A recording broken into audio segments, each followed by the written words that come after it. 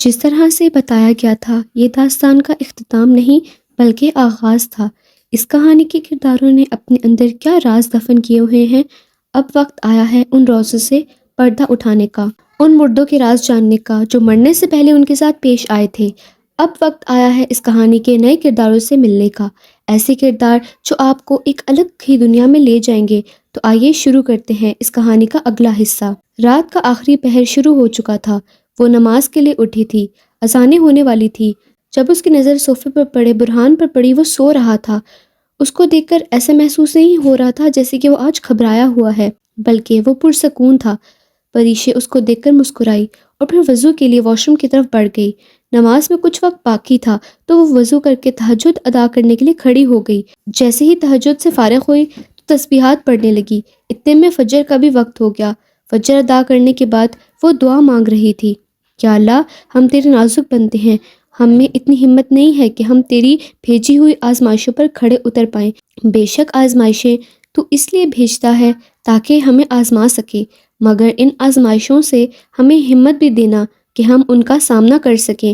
مجھے لگتا تھا سب سے زیادہ تکلیف میں ہی ہوں، سب سے زیادہ میرے ساتھ ہی ظلم ہوا ہے، لیکن آج مجھے محسوس ہو رہا ہے کہ میرے ساتھ جو بھی ہوا وہ کچھ بھی نہیں، مجھ سے زیادہ تکلیف میں اور بھی لوگ ہیں۔ میں تو خود سے نظریں نہیں ملا پا رہی کہ میں اپنی چھوٹی چھوٹی تکلیفوں کے لیے تیرے سامنے گھنٹوں تک شکوہ شکایتیں کرتی رہتی، اور یہاں لوگوں پر اتنی پریشانیاں ہیں، اتنی آزمائشیں ہیں، اتنی تکلیفیں ہیں، مگر تیرے سامنے ایک بار بھی شکوہ نہیں کرتے۔ مجھے سمجھ نہیں آتا اتنی ہمت، اتنا صبر ان میں کہاں سے آتا ہے، مگر یا اللہ، جس کو جو بھی پریشانیاں ہیں وہ دور فرما، سب کو سکون عطا فرما، سب کو اپنے حفظ و امان میں رکھ۔ اس کی دعا بہت لمبی چلی گئی تھی۔ صبح کے 6 بجنے کو آئے تھے۔ اتنے میں برہان کی آنکھ کھلی۔ برہان اس کو نماز میں دعا مانگتے ہوئے دیکھ رہا تھا۔ جب وہ دعا سے فارغ ہوئی تو جائے نماز طے کر کے پیچھے مڑی ہی تھی کہ صوفے پر برہان کو دیکھ لیا۔ آپ اتنی جلدی اٹھ گئے؟ وہ اس سے سوال کر رہی تھی۔ آپ کی اطلاع کے لیے عرض ہے کہ میں پڑھتا بھی ہوں اور مجھے صبح کے ٹائم پڑھانا بھی ہوتا ہے، اسی لیے میں جلدی اٹھتا ہوں۔ وہ اس کو تفصیل بتا رہا تھا اور پری کا منہ بگڑنے لگا۔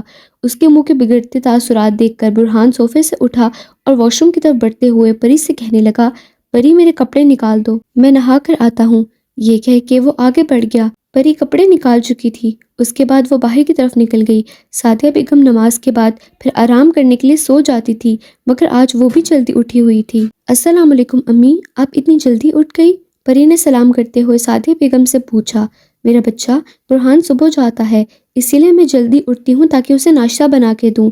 اور پری ان کو دیکھتے ہوئے بولی، اس کا مطلب ہے آپ نے ناشتہ نہیں بنایا نا ابھی تک؟ اور وہ پری کو دیکھنے لگی۔ نہیں، ابھی جا رہی تھی۔ انہوں نے اپنا جملہ مکمل بھی نہیں کیا تھا کہ پری بھاگتے ہوئے کچن کی طرف چلی گئی۔ آج ناشتہ میں بناؤں گی، وہ کچن میں داخل ہوتے ہوئے بولی، اور سعدیہ بیگم بے اختیار ہنسنے لگی۔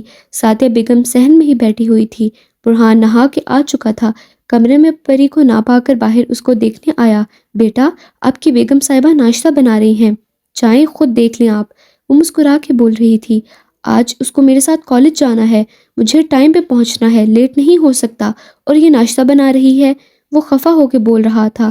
ارے میرا بیٹا، تو بلا لو نا اسے، ویسے بھی ناشتہ۔ وہ دونوں ابھی باتیں کر ہی رہے تھے کہ پری کو کچن سے باہر کی طرف آتے ہوئے دیکھا۔ میں نے بنا دیا ہے ناشتہ، آپ لوگ کر لیں۔ جب وہ باہر کی طرف آئی تو برہان کا خفا چہرہ دیکھ کر اگلی بات کرنے ہی لگی تھی کہ چپ ہو گئی۔ اچھا بیٹا، جلدی جاؤ، تیار ہو جاؤ، برہان کے ساتھ تمہیں کالج جانا ہے، سعدیہ بیگم بہت محبت سے کہہ رہی تھی۔ کالج؟ وہ حیران نظروں سے برہان کو دیکھنے لگی۔ جی، میں نے سر سے بات کر لی ہے، میں نے کوشش کی ہے کہ جہاں سے تمہاری پڑھائی رکی ہے وہیں سے تم سٹارٹ کرو تاکہ تمہارا وقت ضائع نہ ہو، لیکن آج تمہارا ٹیسٹ لیا جائے گا۔ اگر انہیں لگا کہ تمہیں سب آتا ہے تو تمہیں وہیں سے ہی کنٹینیو کروائیں گے جہاں سے تم نے پڑھائی چھوڑی، ورنہ تمہیں پھر سے سٹارٹنگ سے سب کچھ کرنا پڑے گا۔ وہ تفصیل سے اسے بتانے لگا۔ کچھ دیر پری وہیں کھڑی رہی، پھر کچن کی طرف جانے ہی لگی تھی کہ سعدیہ بیگم نے اسے روک دیا۔ ناشتہ میں لگا دیتی ہوں، تم جلدی جا کے تیار ہو کے آ جاؤ، ساتھ ناشتہ کرتے ہیں، پھر تم لوگ جاؤ۔ وہ یہ کہہ کر کچن کی طرف چلی گئی اور پری بھی کمرے کی طرف بڑھ گئی۔ برہان وہی صحن میں بیٹھا رہا۔ ان کا گھر زیادہ بڑا نہیں تھا، اس گھر کے 2 فلور تھے۔ اوپر والے فلور میں سجاد کی فیملی رہتی تھی، جس میں سجاد کی ماں اور والد ہی تھے۔ نیچے والا فلور انہوں نے سعدیہ بیگم کو دیا ہوا تھا، مگر سعدیہ بیگم کرایہ ادا کرتی تھی۔ انہوں نے منع کیا تھا کہ وہ ان سے کوئی کرایہ وغیرہ نہیں لیں گے، مگر وہ لوگ رہنے ہی اس شرط پہ وہاں آئے تھے کہ وہ انہیں یہاں کے کرائے کی ادائیگی کریں گے۔ سعدیہ بیگم کے گھر میں 3 کمرے تھے، ایک برہان کا، ایک سعدیہ بیگم کا، ایک کمرہ خالی تھا جو گیسٹ روم بنا دیا گیا تھا، مگر وہاں کوئی گیسٹ آتے ہی نہیں تھے۔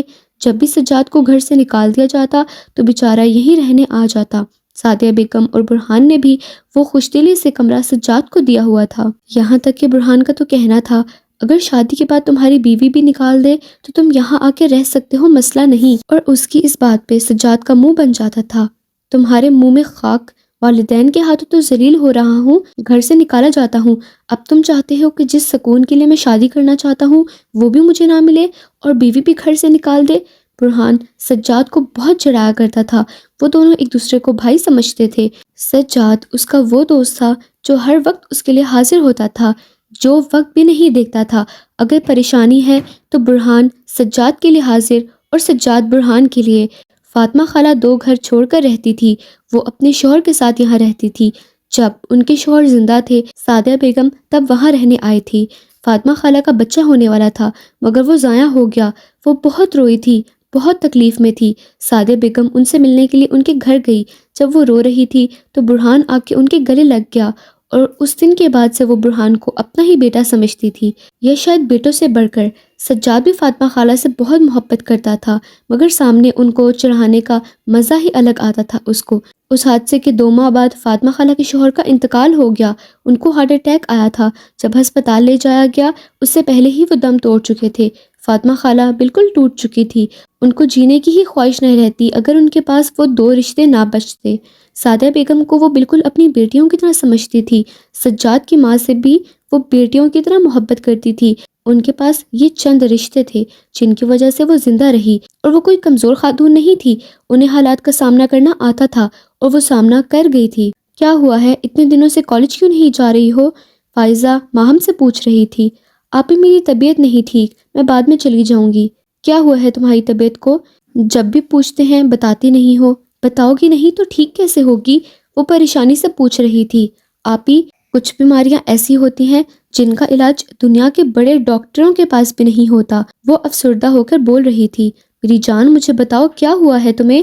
میں تمہاری بہن ہوں، میں تمہارا برا نہیں چاہوں گی، مجھے بتاؤ تو صحیح، مجھ پہ بھروسہ تو کرو۔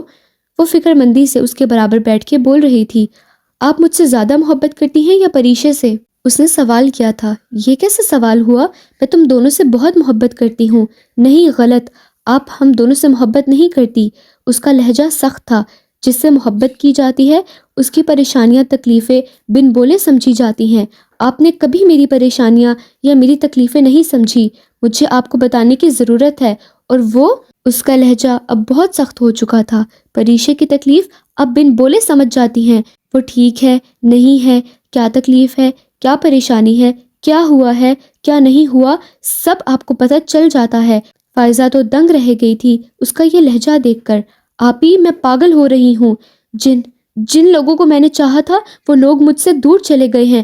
آپ جانتی ہیں میں بچپن سے آپ سے بہت محبت کرتی ہوں، میں چاہتی تھی جس طرح میں آپ سے محبت کرتی ہوں آپ بھی اس طرح مجھ سے محبت کریں، بن بولے سب کچھ سمجھ جائیں، مگر دیکھیں جس محبت کے لیے میں ترس رہی تھی وہ محبت آپ نے پریشے کو دی، پریشے نے چھین لیا آپ کو مجھ سے۔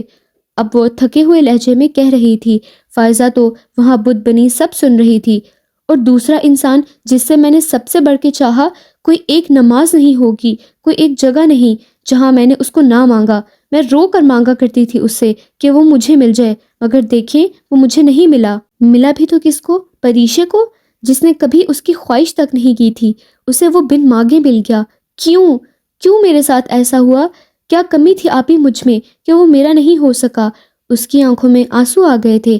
فائزہ نے اپنے حالات پہ قابو پاتے ہوئے ماہم سے سوال کیا، کیا تم برہان کو پسند کرتی؟ ان کا سوال ابھی مکمل بھی نہیں ہوا تھا کہ ماہم نے چلا کر بولا، پسند چھوٹا لفظ ہے آپی، میں اسے عشق کرتی ہوں، میں اس کے لیے دنیا چھوڑنے کو تیار تھی، میں نے ہر جگہ اس کو مانگا۔ آپ جانتی ہیں وہ پہلا شخص تھا جس کے لیے میں راتوں جاگا کرتی تھی، گر گرا کر اللہ کے سامنے دعائیں مانگا کرتی تھی، مگر دیکھیں وہ مجھے نہیں ملا۔ وہ پتہ ہے مجھ سے کیا کہتا ہے؟ آج اس کا صبر ختم ہو چکا تھا۔ وہ لفظ توڑ توڑ کر بول رہی تھی، سسکیاں لے کر، بہت رو کر بول رہی تھی کہ اسے مجھ سے محبت نہیں ہے، وہ تو مجھے پسند تک نہیں کرتا۔ آپی میں کیسے برداشت کروں؟ آپی مجھ سے بالکل برداشت نہیں ہو رہا، مجھ سے صبر نہیں ہو رہا۔ آپی آپ کی دعائیں تو لگتی ہیں نا؟ وہ اب فائزہ کے دونوں ہاتھ پکڑتے ہوئے بول رہی تھی، آپ دعا کریں نا کہ وہ مجھے مل جائے، خدا کے لیے آپ یہ دعا کریں کہ وہ مجھے مل جائے، مجھ سے صبر نہیں ہو رہا۔ فائزہ وہیں چپ چاپ اسے دیکھے جا رہی تھی۔ وہ کیسے یہ دعا کرتی؟ وہ دعا نہیں تھی، اگر دعا بھی تھی تو ایک بہن کے لیے، اور دوسری بہن کے لیے وہ بد دعا تھی۔ وہ کیسے دوسری بہن کو برباد ہونے دیتی؟ آپی میں مر رہی ہوں، خدا کے لیے مجھے بچا لے۔ وہ روتے ہوئے زمین پہ بیٹھ گئی تھی۔ میں مرنا نہیں چاہتی، میں بالکل مرنا نہیں چاہتی، مجھے جینا ہے آپی، اس انسان کے ساتھ جس انسان کی خواہش میں نے کی۔ آپ جانتی ہیں اس رات میں نے ان دونوں کو ساتھ دیکھا، میرے دل میں آگ لگ گئی، یہاں آگ لگی تھی۔ وہ اپنے دل کی طرف ہاتھ رکھتے ہوئے بول رہی تھی، خدا کے لیے آپی مجھے بچا لے، میں نہیں مرنا چاہتی، میرے اختیار میں نہیں ہے۔ مجھے کب کیسے محبت ہوئی اس سے مجھے نہیں پتا، میں نے بہت کوشش کی ہے خود کو روکنے کی مگر میں نہیں روک پا رہی۔ میں نے بہت کوشش کی ہے اسے نفرت کرنے کی لیکن میں نہیں کر پا رہی، کیونکہ آپ جس سے محبت کرتے ہیں اسے نفرت نہیں کر سکتے، اور مجھے برہان احمد سے کبھی نفرت نہیں ہو سکتی، کیونکہ وہ شخص ہے جسے میں نے سب سے زیادہ چاہا ہے۔ فائزہ بس اتنا ہی کہہ سکی، صبر کرو میری جان، اللہ سب بہتر کر دے گا، شاید اللہ نے تمہارے لیے اسے بہتر ڈھونڈ کے رکھا ہو، کیونکہ اللہ بہتر لے کے بہترین عطا فرماتا ہے۔ وہ اسے تسلیاں دے رہی تھی، بہترین ہی تو نہیں چاہیے، بہتر بھی نہیں چاہیے، بس وہ چاہیے آپی، بس وہ چاہیے۔ وہ بہت رو رہی تھی۔ فائزہ نے اس کا سر اپنے گھٹنوں پہ رکھا، اس کے بال سہلاتے ہوئے اسے تسلیاں دے رہی تھی، اور دوسرا ہاتھ اس کے دل کی طرف رکھ کر بس وہ یہی جملے دہرا رہی تھی، اللہ تمہارے دل کو صبر دے، اللہ تمہارے دل کو صبر دے۔ وہ کپڑے تبدیل کر کے باہر کی طرف آ چکی تھی۔ سعدیہ بیگم ناشتہ ٹیبل پہ لگا چکی تھی۔ برہان ڈائننگ ٹیبل پہ بیٹھا تھا۔ پریشا نے گرے کلر کی گھٹنوں سے نیچے آتی ہوئی قمیض اور ٹراؤزر پہنا ہوا تھا، بال کیچر سے باندھے ہوئے تھے، بال پھر بھی کمر سے نیچے تک آ رہے تھے، سر پہ اچھی طریقے سے دوپٹہ پہنا ہوا تھا، آنکھوں میں کاجل لگایا ہوا تھا جس سے آنکھیں اور دل نشین ہو رہی تھی۔ وہ سادہ سا تیار ہوئی تھی مگر پھر بھی بلا کی حسین لگ رہی تھی۔ برہان تو اس کو دیکھ کر مسکرایا، لیکن وہ مسکراہٹ سعدیہ بیگم نے دیکھ لی تھی۔ وہ ناشتے کے لیے ٹیبل پہ بیٹھ گئی تھی۔ سجاد بھی ناشتے کے لیے آ چکا تھا۔ وہ آج بہت خوش نظر آ رہا تھا۔ اس کا خوش چہرہ دیکھ کر برہان نے وجہ پوچھی تو وہ بے نیاز ہو کر کرسی پر بیٹھا۔ آج امی کی کال آئی تھی، وہ وجہ بتانے لگا۔ ہاں تو؟ اس نے بہت ٹھنڈے لہجے میں اس سے پوچھا۔ ہاں تو پوری بات سن تو لو۔ وہ چڑ گیا تھا۔ امی نے آج کال کی تھی، اصل میں امی نے وہاں پہ کسی سے میرے رشتے کے لیے بات کی تھی تو لڑکی نے منع کر دیا، تو اس بات پہ خوش ہونے والی کون سی بات ہے؟ برہان مسکراہٹ چھپاتے ہوئے بولا۔ بھابھی ٹیپ ہوگی گھر میں؟ وہ اب پری سے مخاطب تھا۔ اس نے نہ میں سر ہلایا۔ برہان کو پری کی اس بات پہ ہنسی آئی تھی۔ واہ، مجھے لگا تھا آپ میری طرف ہوں گی مگر بھابھی آپ بھی اس کی طرف نکلی۔ اپنے نہ نکلے، وہ بہت دکھ سے کہہ رہا تھا، سب اس کی طرف متوجہ تھے۔ ابھی اس کے بات مکمل نہیں ہوئی تھی کہ فاطمہ خالہ تشریف لے آئی۔ کیا ہو گیا ہے، کون کس کا نہیں نکلا؟ وہ پوچھتے ہوئے انداز میں ان کی طرف آنے لگی۔ سجاد نے تو بات اپنے گلے سے بھی نیچے اتار دی جو بتانے ہی لگا تھا۔ وہ اب نہیں بتائے گا یہ بات، کیونکہ وہ جانتا تھا کہ اس بات کا اس سے بھی کوئی تانا ہی ملے گا۔ ارے فاطمہ خالہ السلام علیکم، آئیں بیٹھے ناشتہ کریں۔ برہان بہت محبت سے انہیں ناشتے کے لیے کہہ رہا تھا۔ سجاد نے برہان کو گھوری سے نوازا اور دل میں جسے کہہ رہا ہو، اس محلے میں بہت سارے لوگ اکیلے رہتے ہیں، سب کو بلا لو نا ناشتے کے لیے۔ وہ سجاد کے برابر میں بیٹھ گئی۔ انہوں نے پلیٹ اٹھائی اور چائے کپ میں ڈالنے کے لیے پری کو اشارہ کیا۔ پری حکم مانتے ہوئے چائے ڈالنے لگی۔ ہاں بھائی تو مکمل کرو نا بات۔ برہان سجاد کی طرف متوجہ ہوا۔ سجاد کو برہان پہ غصہ آ رہا تھا۔ نہیں کوئی بات نہیں ہے، وہ بات ٹال گیا۔ ارے نہیں بات تو ہے نا، ابھی تو بڑی خوشی سے بتا رہے تھے، بتاؤ نا۔ وہ بہت اصرار کر رہا تھا اور سجاد کا تو کوئی ارادہ نہیں تھا صبح صبح اپنی بے عزتی کروانے کا۔ اب کی بار سعدیہ بیگم نے کہا، بتاؤ بیٹا کیا ہوا؟ وہ سعدیہ بیگم کی بات نہیں ٹال سکتا تھا۔ وہ بتانا شروع ہوا۔ اپنی آنکھ کی دائیں طرف سے بیٹھی خالہ پہ نظریں ڈال رہا تھا کہ وہ بس اپنا منہ نہ کھولیں۔ تو میں نے کہا تھا نا کہ وہ رشتے کی بات کر رہی تھی تو لڑکی والوں نے منع کر دیا، اور اس کی اس بات پہ خالہ زور سے کہکایا لگا کر ہنسی اور اس کا تو منہ ہی بن گیا۔ وہ دانت چبا کر اپنی بات مکمل کرنے لگا۔ تو میری امی نے کہا کہ میرا سجاد لاکھوں میں ایک ہے، میرے بیٹے میں کیا کمی ہے؟ میرے بیٹے پر اتنی لڑکیاں مرتی ہیں کہ پتہ بھی نہیں ہے۔ وہ سب اس کی طرف متوجہ تھے۔ سجاد خاموش ہو گیا۔ سب لوگ اس کی طرف متوجہ ہو کر اس کی اگلی بات کا انتظار کرنے لگے۔ خاموشی توڑنے کے بعد سجاد بولا، ہاں تو بس یہ بات تھی۔ اور اب کی بار برہان، سعدیہ بیگم، پریشے اور خالہ سب اس کو گھور کر دیکھنے لگے اور پھر ایک ساتھ بے اختیار قہقہہ لگایا، ہائے اللہ معاف کرے، نفیسہ کو خدا کا خوف نہیں ہے کیا؟ اتنا جھوٹ بول کے وہاں پہ آئی ہے، توبہ توبہ، سیدھا جہنم میں جائے گی۔ خالہ ہنس کر بول رہی تھی، میرا بیٹا جس پر لڑکیاں مرتی ہیں مر ہی نہ جائے کوئی، اور صدقے جاؤں میں اس لڑکی کے جس نے اپنا مستقبل بچا لیا۔ اگر وہ لڑکی ہاں کر دیتی تو مجھے تو بہت افسوس ہوتا، بیچاری اپنی زندگی خراب کر رہی تھی، مگر ہائے لڑکی تو سمجھدار نکلی۔ اور سجاد کا تو جیسے صبح صبح موڈ ہی خراب ہو گیا۔ ویسے میاں تم کس بات پہ خوش تھے کہ تمہاری ماں نے تمہیں اپنا بیٹا کہا؟ سجاد نے اپنے منہ پہ تالا لگا لیا تھا، کیونکہ اب اسے پتا تھا کہ خالہ کے تیر اس کو لگنے والے ہیں، تو وہ چپ کر کے برداشت کرے۔ ہاں ویسے یہ بھی خوشی کی بات ہے بیٹا کہ تمہارے گھر والوں نے تمہیں اپنا بیٹا تو مانا، ورنہ تو یہی کہ بچہ تو ہسپتال میں تبدیل ہو گیا۔ مبارک ہو سجاد، مبارک ہو۔ وہ اسے مبارکباد دیے جا رہی تھی۔ سعدیہ بیگم اور برہان دونوں اپنی اپنی ہنسی ضبط کیے انہیں دیکھ رہے تھے۔ پریشے بھی ہلکا سا مسکرا رہی تھی۔ میں تو کہتی ہوں جاؤ مٹھائی لے لو اور پورے محلے میں بانٹو، خوشی کی بات ہے تمہارے گھر والوں نے تمہیں قبول کر لیا۔ سجاد سن رہے ہو نا تم کہ خوشی کی بات ہے یہ؟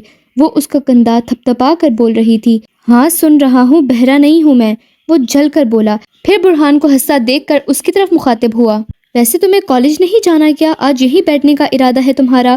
وہ بہت غصے میں بول رہا تھا اور اچانک سے برہان نے گھڑی کی طرف نظر ڈالی تو کافی وقت ہو چکا تھا۔ وہ جلدی سے اپنی سیٹ سے اٹھا اور چابی لینے کے لیے وہ کمرے کی طرف بڑھا۔ پیچھے پریشے کو بھی باہر کی طرف جانے کا اشارہ کیا۔ سعدیہ بیگم نے اس کا ماتھا چوم کر دل سے دعا دے کر اس کو رخصت کیا۔ خالہ نے بھی بہت دعاؤں سے اس کو نوازا۔ سجاد بھی ان کے ساتھ باہر کی طرف نکل آیا۔ برہان گاڑی کی چابی لے کر آیا تو پری گاڑی میں بیٹھ گئی۔ پریشے بہت ڈری ہوئی تھی، مگر سجاد نے چلنے سے پہلے پریشے کو دعا دے کر بولا، آپ انشاءاللہ کامیاب ہوں گی، آپ میں وہ صلاحیت ہے کہ آپ دنیا فتح کر سکتی ہیں۔ پریشے اس کی بات سننے لگی، پھر وہ تھوڑا سا ان کے کان کے قریب آ کے سرگوشی کرنے لگا، اگر آپ اس پتھر دل کو فتح کر سکتی ہیں تو آپ دنیا بھی فتح کر سکتی ہیں۔ وہ مسکرا کر اس کو بول رہا تھا۔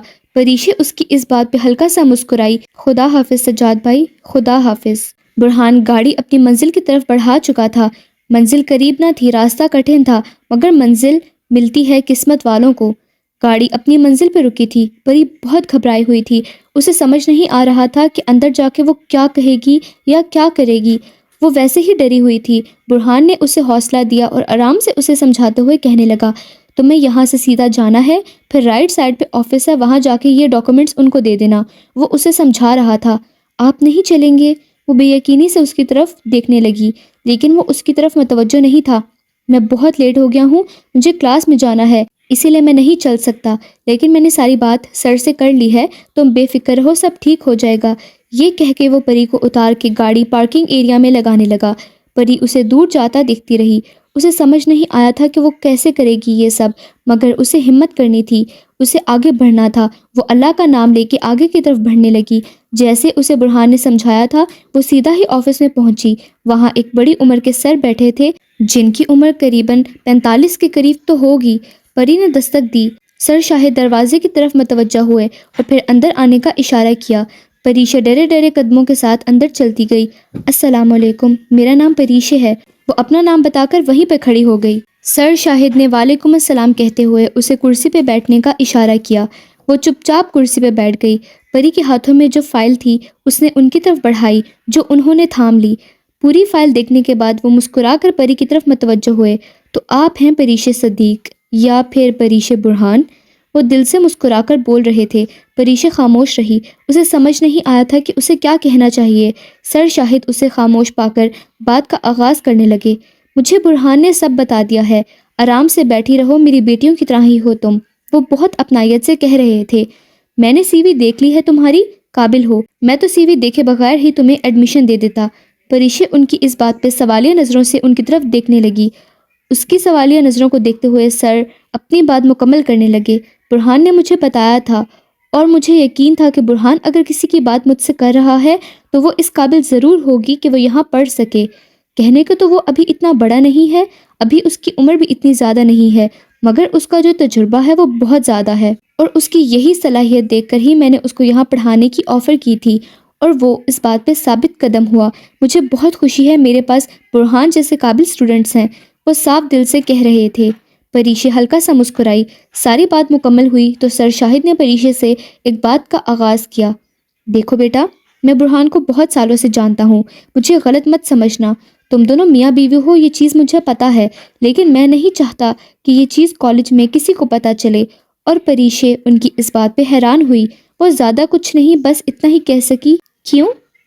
سر شاہد نے سمجھانے والے انداز میں پری سے کہا، یہاں پہ برہان سے جلنے والے کافی لوگ ہیں جو برہان کی کمزوری ڈھونڈ رہے ہیں۔ برہان اپنی کمزوریاں نہیں چھوڑتا، کیونکہ وہ جانتا ہے کہ وہ لوگ اسی طاق میں بیٹھے ہوئے ہیں، اور ایک مرد کی سب سے بڑی کمزوری اس کی بیوی ہوتی ہے۔ یہاں پہ کسی کو نہیں پتا چلنا چاہیے کہ برہان کی شادی ہو چکی ہے، اور اگر ان کو یہ بات پتا چل گئی کہ اس کی بیوی یہاں پڑھتی ہے تو وہ تمہیں ٹارگٹ کریں گے، کیونکہ وہ تمہارے ذریعے برہان کو ہینڈل کر سکتے ہیں۔ اس لیے وہ میرے بیٹوں کی طرح ہے، تو میں نہیں چاہتا کہ اس کے ساتھ کچھ برا ہو۔ میں بس اسی لیے کہہ رہا ہوں یہ چیز کسی کو نہ پتا چلے کہ تم برہان کی بیوی ہو۔ سر شاہد کی آنکھوں میں واضح پریشانی دیکھی جا سکتی تھی۔ آپ بے فکر رہیں، کسی کو پتا نہیں چلے گا۔ پری نے بس چند جملے بولے اور بات کو ختم کیا۔ سر شاہد پری کو لے کر کلاس روم کی طرف چلنے لگے۔ تھوڑا ہی چلنے کے بعد ایک بہت وسیع روم کے اندر وہ لوگ داخل ہوئے، جہاں پہ بہت سارے اسٹوڈنٹس موجود تھے۔ لڑکے لڑکیاں آپس میں باتیں کر رہے تھے، وہ دیکھ رہی تھی۔ زیادہ تر لڑکیوں نے شرٹس اور نیو فیشن کے ڈریسز ہی پہنے ہوئے تھے، جن سے مکمل طور پہ ان کا جسم ڈھکا نہیں تھا۔ کسی کی شرٹ کی آستینیں نہیں ہوتی تو کسی کی شرٹ کا گلا بہت گہرا ہوتا۔ وہ ایسے تیار لگ رہی تھی جیسے کوئی بھی دیکھ کر بتا سکتا ہے کہ وہ امیر گھروں سے تھی۔ برانڈڈ کپڑے، مہنگے شوز، مہنگے مہنگے موبائل اور بیگز وغیرہ انہوں نے پہنے ہوئے تھے۔ پریشے ان کو دیکھ کر حیران تھی، اور اتنا ہی حیران وہ سب اسے دیکھ کر تھے۔ لڑکے تو لڑکے، لڑکیاں بھی گھور کر اسے دیکھ رہی تھی۔ سر شاہد کو آتے دیکھ کر سارے اسٹوڈنٹس اپنی سیٹ پر سیدھے ہو کے بیٹھ گئے۔ سر شاہد نے ان کو پریشے سے انٹروڈیوس کروایا۔ یہ پریشے صدیق ہے، نیو ایڈمیشن ہے، اور آپ لوگوں کے ساتھ یہیں پڑھیں گی۔ امید ہے آپ سب لوگ ان کا ساتھ دیں گے۔ انہوں نے پریشے کا مکمل تعارف کروایا۔ سارے لوگوں کی ہائے ہیلو کی صدائیں بلند ہوئیں۔ پری چپ کر کے بس ان کو سنتی رہی۔ سر شاہد بات مکمل کر کے آفس کی طرف جاتے ہوئے پری کو کہنے لگے، بیسٹ آف لک۔ پری مسکرائی تھی۔ جب وہ چلے گئے تو پریشا وہیں کھڑی رہی۔ وہاں پر بہت ساری سیٹس خالی تھی، لیکن اسے سمجھ نہیں آیا کہ اسے کہاں بیٹھنا چاہیے۔ ایک لڑکی اسے کنفیوز پا کر اس کی طرف بڑھی۔ ہیلو، وہ پری کی طرف آتے ہوئے بولی۔ سامنے سے پری نے السلام علیکم کہا تو وہ لڑکی ہلکا سا مسکرائی۔ وعلیکم السلام، میرا نام سبین خان ہے، میں یہاں پہ پڑھتی ہوں۔ زیادہ انٹیلیجنٹ نہیں ہوں، مگر پھر بھی اچھا خاصا پڑھ لیتی ہوں۔ وہ اپنا تعارف کراتے ہوئے مسلسل مسکرا رہی تھی۔ پریشا صرف اتنا ہی بول سکی، میرا نام پریشا صدیق ہے، میرا آج ہی ایڈمیشن ہوا ہے یہاں، تو میں نیو ہوں یہاں پہ۔ سبین اس کو دیکھ رہی تھی۔ وہ چہرے سے معصوم نہیں لگتی تھی، وہ سچ میں معصوم تھی، یہ سبین نے دل میں سوچا۔ پھر سبین نے اسے اپنے ساتھ چلنے کا اشارہ کیا۔ پری کو سمجھ نہیں آیا کہ اسے جانا چاہیے یا نہیں، مگر کوئی راستہ نہیں تھا۔ اب اسے انہی لوگوں کے ساتھ پڑھنا تھا اور چیزیں سمجھنی تھی، تو اسے کسی کی ضرورت تھی، اسی لیے وہ سبین کے ساتھ چلنے لگی۔ سبین نے اپنی برابر والی سیٹ پہ پری کو بیٹھنے کا کہا۔ پری خوش دلی سے وہاں پہ بیٹھ گئی۔ اس کلاس روم میں جو بھی داخل ہو رہا تھا ایک نظر پری پہ ڈالتے ہوئے اپنی جگہ پہ بیٹھ رہے تھے۔ پری کو سمجھ نہیں آ رہا تھا کہ سب اسے اتنا گھور کر کیوں دیکھ رہے ہیں۔ وہ کوئی ایلین تو نہیں ہے، اور نہ ہی وہ کوئی تبرک ہے جسے دیکھنے سے ثواب ملتا ہے۔ وہ اپنے دل میں بڑبڑائی۔ سبین نے اسے خاموش پا کر بات کا آغاز کیا۔ میں یہیں پر رہتی ہوں، میرے بابا جو ہیں وہ بزنس مین ہیں، اور میری مما جو ہیں وہ پینٹنگ کرتی ہیں۔ مجھے بھی بس تھوڑا سا شوق ہے پینٹنگ کا، بٹ زیادہ نہیں آتی۔ وہ بغیر رکے بولی جا رہی تھی، اور پریشا اسے حیران نظروں سے دیکھنے لگی۔ سبین اس کی حیرانگی پا کر خود ہی بول پڑی، ہاں مجھے پتا ہے تم سوچ رہی ہوگی کہ میں کتنا بولتی ہوں، لیکن میں کیا کروں، مجھے بولنے کا بہت شوق ہے۔ میں چاہتی ہوں کہ میری باتیں لوگ سنیں، مجھے سمجھیں۔ وہ مسکرا کر بول رہی تھی۔ کچھ دیر پری خاموش رہی، بولی تو بس اتنا، آپ نے اپنی ہنسی کے پیچھے بہت کچھ چھپایا ہوا ہے۔ اور اس کی اس بات پہ سبین بے یقینی سے اس کی طرف دیکھنے لگی۔ وہ کچھ بولتی اتنے میں ایک انسان کلاس روم میں داخل ہوا۔ وہ لمبا چوڑا ہینڈسم گڈ لکنگ سا لڑکا تھا۔ نینو نقش بہت روشن تھے، آنکھیں درمیانی تھی، بلیک کلر کی شرٹ اور پینٹ پہنی ہوئی تھی، بلیک کلر کا ہی کوٹ پہنا ہوا تھا جس سے اس کی پرسنالٹی اور اچھی لگ رہی تھی۔ ایک کندھے پہ بیگ ڈالے ہوئے اور دوسرے ہاتھ سے موبائل پکڑے وہ کلاس روم میں داخل ہو رہا تھا، اور جب وہ آ رہا تھا تو پریشا نے یہ چیز محسوس کی کہ سارے لوگ اس کی طرف متوجہ تھے، خاص طور پہ لڑکیاں، اور وہ اپنی سیٹ کی طرف جا رہا تھا۔ جاتے جاتے اس کے پاؤں رکے، اسکرین سے نظریں ہٹائی اور سبین کے برابر بیٹھی اس لڑکی پہ نظریں پڑی۔ وہ اس کی آنکھوں میں دیکھ رہا تھا۔ پریشا بھی بہت حیران نظروں سے اس کو دیکھ رہی تھی، لیکن اس کی نظروں میں کچھ عجیب تھا۔ پریشا نے فوراً اپنی نظروں کو نیچے جھکا لیا، اور پری نے جب اپنی پلکیں نیچے جھکائیں وہ اس سے اور زیادہ حسین لگ رہی تھی۔ شہریار منصور صرف اسے دیکھتا رہا، جیسے کہ اس کے پاؤں وہیں جم گئے ہوں۔ پیچھے سے ایک آواز آئی جسے وہ اس دنیا میں واپس آیا۔ سب اپنی جگہ پر بیٹھ جائیں۔ برہان کلاس میں داخل ہو چکا تھا، سب کو اپنی سیٹ پر بیٹھنے کا کہہ رہا تھا۔ برہان نے شہریار کو پری کو دیکھتے ہوئے دیکھ لیا تھا، اسی لیے اس نے دوبارہ اور سخت لہجے میں کہا تھا، اگر آپ لوگوں کا دیکھنا دکھانا بند ہو گیا ہو تو اپنی جگہ پہ بیٹھ جائیں سب۔ شہریار منصور ایک نظر پری کو دیکھتے ہوئے اپنی سیٹ پہ بیٹھنے لگا، لیکن نگاہیں ابھی بھی اس لڑکی پہ ہی اٹکی ہوئی تھی۔ پری نے اپنی نظریں نیچے کی ہوئی تھی۔ جب اس کے کانوں میں برہان کی آواز آئی تو اس نے اپنی پلکیں اوپر اٹھائی۔ وہ برہان کو دیکھ کر ہلکا سا مسکرائی، لیکن برہان نہیں مسکرایا تھا۔ اس کے لہجے میں، اس کے چہرے میں ایک عجیب سا تاثر تھا جو پری نہ سمجھ پائی۔ سبیر نے قریب آ کر پری کے کان میں سرگوشی کی، یہ جو سامنے ہے نا سر، ان کا نام برہان احمد ہے، بہت ہینڈسم ہے، پتہ ہے ہمارے کالج کے سب سے ینگ ٹیچر ہیں یہ، کافی لڑکیوں کا کرش ہے سر برہان پر، مگر یہ تو کسی کی طرف دیکھتے بھی نہیں ہیں، پتہ ہے جب لڑکیوں کو یہ نہیں دیکھتے نا تو لڑکیاں پیچھے سے بڑبڑاتی ہیں، ہمیں چھوڑ کر کس شہزادی کا انتظار کرتے ہیں، اب آپ کو کوئی پری تو ملنے نہیں والی تو ہماری طرف ہی دیکھ لیں، ہم بھی کیا پریوں سے کم ہیں۔ وہ ہنس کر بول رہی تھی۔ پری ہنس نہیں سکی تھی، لیکن وہ دل سے خوش ہوئی تھی۔ برہان نے بات کا آغاز کیا، کیسے ہیں آپ سب لوگ؟ امید ہے آپ سب لوگ ٹھیک ہوں گے۔ تو سب لوگوں نے ہاں میں سر ہلایا۔ ویسے آپ ٹھیک نہیں لگتے ہمیں، پیچھے سے کسی کی آواز آئی۔ سب لوگ گردن موڑ کر اس کی طرف دیکھنے لگے، لیکن پریشا سامنے دیکھ رہی تھی۔ ایک ٹیچر کا کیا فرض ہوتا ہے، ہر حال میں اپنے اسٹوڈنٹس کو پڑھانا، مگر آپ 2 ویک سے نہیں آئے تو پھر بیسٹ ٹیچرز میں آپ کا نام کیوں رکھا گیا ہے؟ وہ طنزیہ لہجے میں کہہ رہا تھا۔ برہان نے ایک سخت نظر اس پر ڈالی اور پھر اسی لہجے میں جواب دیا، میں اگر 2 ویک سے نہیں آیا تھا تو میں نے اطلاع کر دی تھی اور میں چھٹیاں لے کر گیا تھا۔ میں بلا وجہ چھٹیاں نہیں کرتا، اور نہ ہی پوری رات جا کر جب صبح میری آنکھ نہیں کھلتی تو یہ بہانہ نہیں بناتا کہ میری طبیعت خراب ہے۔ وہ گویا شہریار کے منہ پہ تماچا مارنے جیسا جواب دے رہا تھا۔